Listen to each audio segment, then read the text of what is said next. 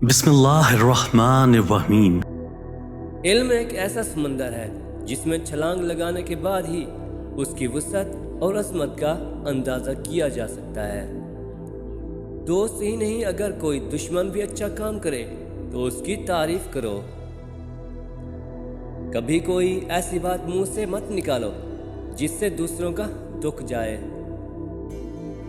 इत्तेफाक और इत्तेहाद से जो काम आसानी और जल्दी से हो जाते हैं वो तन्हा किए जाएं तो मुश्किल से पूरे होते हैं।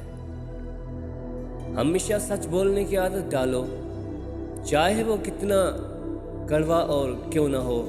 हमेशा सच बोलते रहो।